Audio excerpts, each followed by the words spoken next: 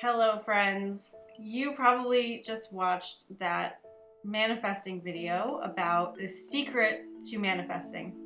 And I just wanted to give you a follow-up on this trip I just took where I practiced what I preached and I actually received almost everything I talked about in that video and even more that I did not express. So I'm going to go through what I did in order to receive that stuff and how I changed things up in my life to bring what I talked about into like daily actions and how it felt so that you can do the same. So here we go. You can sum up what I did in these things. I went outside my comfort zone. I did things I'd normally be anxious about or uncomfortable doing, hence the going outside of your comfort zone thing. I trusted that things would work out, and I practiced that whole allowing myself to receive thing very consciously. So I just went on a 4-day trip to New York City and Connecticut, mostly to see my friends and family, but I also wanted to finance my trip by teaching a workshop. And so basically I made money and I also did what I wanted to do, which is a great business model, and I hope to do more of that in the future. It could have been pretty bad. I could have canceled. I could have gotten overwhelmed. I could have gotten so many other things. I could have gotten thrown off course, and here's why. And this is important if you're in business or if you're trying to manifest something. You can't ever judge what's going on in the process. So I'd only had one sign up until about a week before. Now that could make me very paranoid, right? Here I am flying across the country to teach a workshop where only one person has signed up. However, because I've been doing this a long time, I know most people sign up last minute, totally last minute. And so I kept going, I kept trusting, I kept promoting, and when I got there, we were basically sold out. There were 8 people coming live, and the room that the workshop is taught in is very small, so that was a good fit. And also, there were more people on the webcast. And so I actually sold a seat. I put my laptop where somebody would sit in the room, made them part of the workshop, but it was really broadcasting out to a lot of people who'd paid to be at the workshop elsewhere. So if I had given up, if I'd freaked out, I would have missed out on almost $1,000 of ticket sales. Now that's a lot of money, and a week beforehand it was 60. So I just want you to know that that is something everybody faces, maybe not to this extent of a week before, but I pretty much bet you most people sign up last minute. And so never get discouraged. Stepping out of my comfort zone is, I love change, I love adventure, but I'm still pretty comfortable where I am. And so I have to make a conscious effort at times to be a little more uncomfortable. And one of the things that I've really struggled with in the past is control. I like being able to escape places. I like knowing I have an exit route. I always rent a car whenever I go away. Even when I went to San Jose last year, I rented a car, and there's Uber everywhere. But that's just to show you that I really like having my own transportation. I don't like relying on other people for things. And I was staying with someone this time too, which is something I also don't really do. I love privacy, I love my own space, like very, very much. And so for me to stay with someone and not rent a car was a huge departure from my comfort zone. And you know what? It was like the most wonderful thing in the world.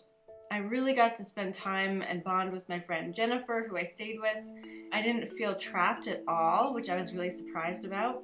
She has hiking trails right down her road. I was able to just walk out and go hiking. I didn't even have to drive anywhere. And after she picked me up from the airport, which happened to be near where she works, we went to a health food store, and I was able to stock up on any food that I'd need for the duration of the trip. So I was without nothing. I had everything I needed.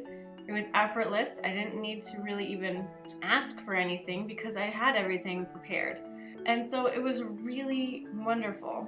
It was very simple. Everything worked out. And if I hadn't leapt, right? And gone into the uncomfortable situation, I wouldn't have known that it would work out perfectly. And that being said, I allowed myself to receive. In seeing my family and my friends and going to the city and seeing more friends, I allowed myself to be embraced. I allowed myself to receive their kind gifts. I allowed myself to be one with the moment and not resist what they were trying to give me. Like, for example, my mother, I love her. I have a lot of food restrictions. I can't have anything like contaminated with gluten or wheat, or I'll have a reaction because I have celiac. And so even if I'm going over someone's house, I can't use anyone else's butter if they use wheat products because, there'll be little crumbs in there. And so my mom, bless her, she knows I'm gluten-free. She knows I'm mostly vegan.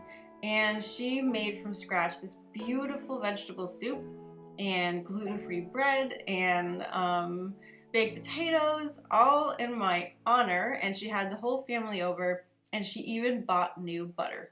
And so I didn't have to worry about food that day. And trust me not having to worry about food is pretty huge, because normally whenever I go to a restaurant or I go to someone's house, it's really slim pickings. And so I normally will bring backup food with me in case I can't eat whatever they have. It was really spectacular to just not worry, to receive it, not feel guilty about it, not feel like I'm putting anyone out. That was fantastic. I even practiced receiving and feeling abundant and feeling joyful every day in a meditation. I would just lay in bed a little bit longer or before I went to bed and really just feel it in my body. Practice receiving, practice feeling good. And that really seemed to help too. So because of all that stuff, right?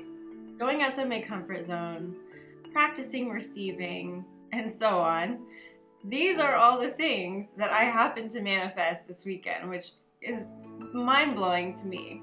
Here we go. You guys probably don't know this, but last week I was thinking in my head, gosh, I really wish that I could watch a show or read a book about somebody just growing. Like, there's no antagonist, there's no bad guy, why do we need a bad guy in things to make it interesting? I would much rather just watch somebody grow. In the airport, on the way home, I was trying to find something to read because my phone was gonna die. And I went through the airport bookstore, didn't see anything, but I went back in. I was like, there's gotta be something for me to see here. I went over to the shelf of bestsellers, and number 5 was a book called Brooklyn. And so I was like, oh, I was just in Brooklyn. That's kind of funny. Maybe I'll pick this up and read it. I look on the back cover and it says, oh, the book with no antagonist. And so I was like, that's for me. And it's all about this coming of age story, and just a beautifully translated story of growth. And so I picked it up and I read half of it on the plane ride home. I also managed to get some first class tickets on the way home. Never before have I checked in and been offered the upgrade to first class. I don't know why it's never happened to me before, but it hasn't. And so for $250 more, I was able to upgrade to first class for both legs of my flight home. And let me tell you, it was pretty nice. I really enjoyed it. And the other thing that happened while in first class was that I was offered snacks and drinks in glass and ceramic. No waste. I really love that. I'm all about not using plastic, even though I still sometimes do. I try to cut out as much as I can. And the fact that I wasn't throwing away wrappers, or even that they gave me snacks that I could eat, which was awesome. I didn't have to use one of those plastic cups or, God forbid, styrofoam cups. It was amazing. And they even put some fresh lime in my water. So I was really, really happy about that. While I was in Newtown, I actually found a raw food blogger who lives in Hawaii who is from Newtown. Now, I had no idea of that connection before I started watching her videos. That was really cool because that's something that I'm actively working on doing, is moving to Hawaii, living on a farm, and learning more and enjoying the tropical weather and the tropical fruit. So that was really cool. There's also lots of other things, including gluten-free pizza in Little Italy, magically arranging train times so that my friend and I weren't actually late. Just so many things happened to me this weekend that really affirm that going outside of your comfort zone, practicing receiving, practicing self-love and self-worthiness, all of these things is really going to help you. And trusting that it's all going to work out. You know, one thing did seemingly backfire this weekend, and I want to tell you about that. I did not really make arrangements very well, not specifically, to get home. So I had a ticket home, but I had no way to really get back to the airport from Connecticut. I was flying out of JFK, I don't have my own car, and so that was a little bit up in the air. So I had planned that weekend to go into the city with my friend Megan, who does a photography project there every Monday. But I didn't have a way to get to her house after the sound healing event I did Sunday night. And that backfired a little bit. I assumed she could pick me up. She assumed I had a ride. And so I actually didn't get to spend the night at her house. However, by working with the energy that came up when that snafu happened, forgiving myself, realizing that it was my fault for having any expectations at all, I was able to get a ride to a very close train station to New York City in the morning with the person I was staying with who actually works near the city. And so it worked out perfectly. I didn't need to worry about anything. Everything worked out just great because I trusted that everything would be okay.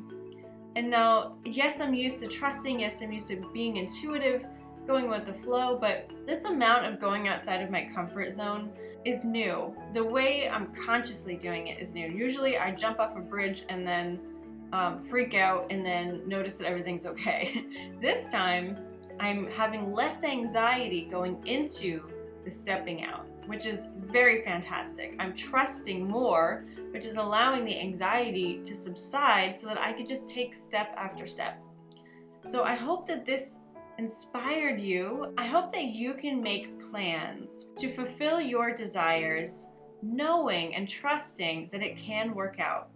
You know, I didn't give up when a week before the class only one person had signed up. I trusted and I basically sold out.